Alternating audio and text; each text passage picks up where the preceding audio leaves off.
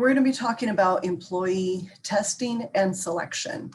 So as I've mentioned before, if we are putting an announcement out there and receiving 100, 200, and if we're advertising nationwide, we could be receiving several thousand applications.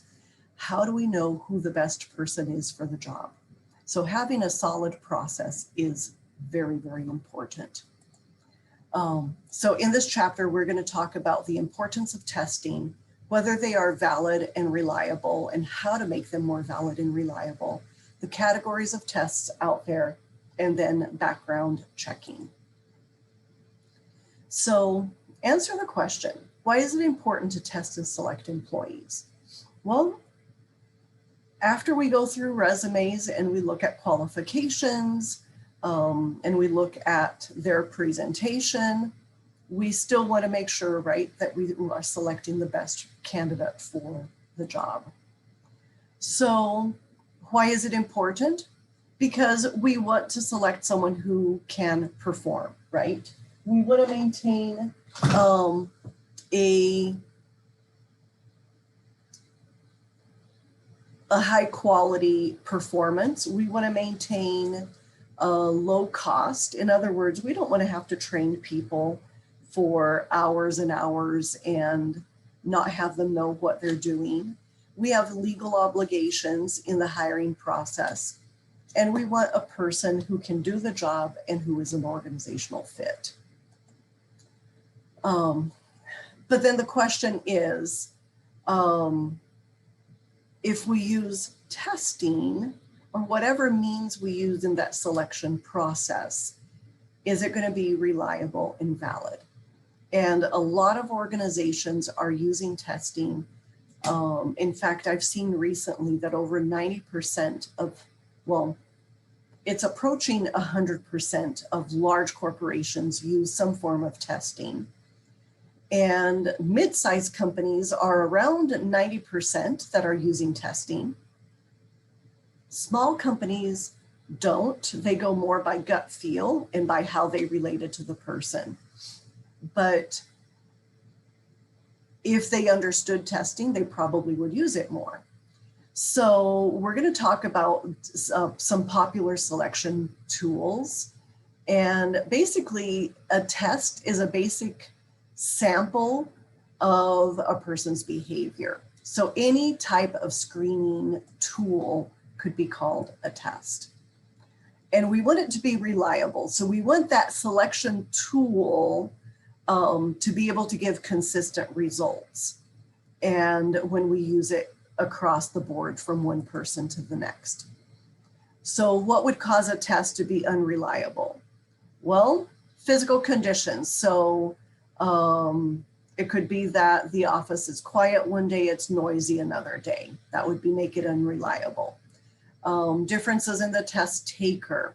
So a person could be healthy, a person could be sick, a person could be really good at taking tests, a person could be very nervous. There could be differences in the test administrations. So one person could be very courteous, another person could be very curt. So you need a consistent administration of the test. And then the questions could be not well worded, okay, not clear. So when we look at the reliability, we want the test scores to line up so that as we look at the results, there's pretty much a solid line that we could draw, that we can kind of predict that it's going, you can draw a line and we can say, okay, people are scoring kind of along that line. We don't want it to be scattered like this one. So validity is the accuracy with which a test or a selection tool measures what it purports to measure, okay? So steps in how to validate a test. Number one, analyze the job. Make sure that you understand the job and then choose a test that matches that job. Then you want to administer the test in a consistent manner. Then you want to relate your test scores and criteria back to the job. And then you want to cross-validate and revalidate. And if you're choosing a new test, you might want to give that test to people who are doing the job and see how they score before you decide to test it on someone new. So this as an example, Guy, and I can't even read this. So the highest 20% score 57 to 64. Okay, so these are the test scores.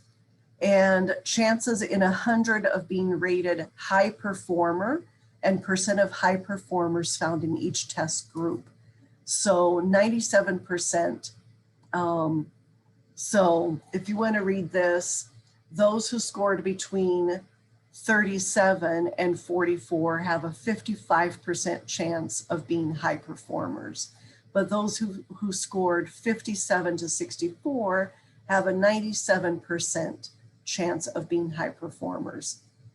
So this test was administered and re-administered and tested, and over time was validated to be a test that if people scored high, they turned out to be good employees, high performing. So one of the things that employers want to do is ensure that the test does not insert bias. And biases can be introduced based on the types of questions, the situations that might not be familiar to everyone, and so forth. So utility analysis, does it pay to use the test? You know, a test is expensive to administer. Does it really pay off? And you do really need to analyze that. And then the validity, once you have administered that, you really do need to look at the evidence that you've obtained and see how it translates into a job and whether it really was worth it. The test takers do have a right. So the American Psychological Association has standards for educational psychological tests, and the Federal Privacy Act also protects employees or future employees. So test takers have rights to the confidentiality of test results, to informed consent regarding the use of the results, that to expect that only qualified people will see the results and the interpretation of the results, and to expect that the test will be fair. The Federal Privacy Act gives federal employees the right to inspect their personal files and limits the disclosure of personnel information without the employee's consent. And then diversity. So gender issues in testing count. There have been gender biases introduced to testing that are they're trying to actively eliminate those out of testing, but there are fields that are still very male dominant that females don't score as high on because there is some sort of a bias in there. And so interpretation needs to be handled with care. And then there's also, you need to be very careful with questions that might be considered privileged questions, and that people who may be from economically disadvantaged areas may not be familiar with. So there are issues that need to be addressed in testing. So how do employers use these tests? This book says about 80% of the biggest US employers now use testing. What I've seen in a magazine that I follow that's called CLO. CLO stands for Chief Learning Officer, is putting it at 90 to 95%. So the basic categories of selection of tests. Okay, so there are cognitive ability tests, like intelligent tests or specific cognitive abilities. There are tests of motor and physical abilities. There are personality tests. There's interest inventories and achievement tests. Each of these tests are used in different ways and for different levels in an organization. They're very specific. So a cognitive test, for example, is testing your reasoning ability or intelligence, memory, inductive reasoning, decision ability, and these tend to be used for memory, vocabulary, verbal fluency, numerical ability, and again, depending on the type of work that you're going to be doing. So psychological tests that measure personality are used a lot to measure how you're going to get along with your team. They're also used to measure stability and motivation, and then introversion. So the big 5 personality dimensions: extroversion, emotional stability, agreeableness, conscientiousness, and openness to experience. And those are used across the board in companies that want to form teams and have an interest in that. Tests of motor and physical abilities are used for jobs that are going to require such skills. So if you're working in an office and you're going to be keying a lot, using a computer a lot, and they want speed, they're going to test your typing skills. If you're working with equipment, they're going to test your ability to work with equipment, such as lifting weights. Let's see, what else? Interest inventories. They're going to want to know how you fit in, what your interests are to match up with others in your office. And then achievement tests measure your job knowledge. Work simulations are used also for selection, and these are like work samples. They are considered tests, and basically they give you a job scenario. Maybe they give you an inbox, maybe they give you, in a manufacturing scenario, they give you something to do. My sister, for example, did welding, got a certificate in welding when she was in college, and she actually got tested and became a welder in a local plant, and she had to demonstrate her skill. Okay. And it was very unusual because this was 30 years ago, and for a woman to be doing the work was extremely unusual. And yes, everybody was scrutinizing the quality of her welding, and she passed with flying colors.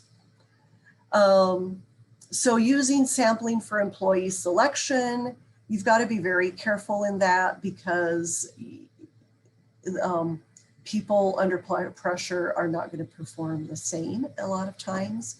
But you're giving them basic procedures, a situational judgment test, or it could be a management assessment center.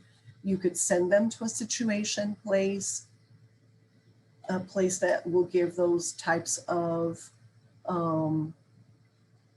exams. There are assessment centers where candidates would go and work for like a week or 2 weeks and be evaluated.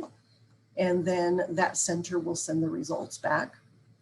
Situational testing.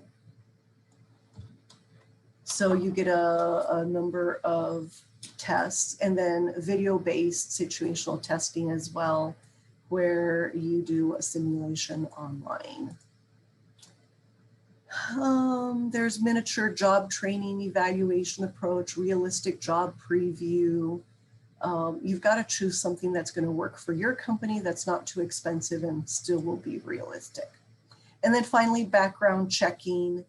You want to make sure that you don't make hiring mistakes, that you verify information, that you uncover damaging information, and yet you've got to be very careful because let's say that you, the candidate has a very common name. Let's say, I don't know, what's very common name? Let's say Kim Smith, okay? And you do a background check and there's 50 Kim Smiths. You need to make sure that when you find something, that it's actually that person.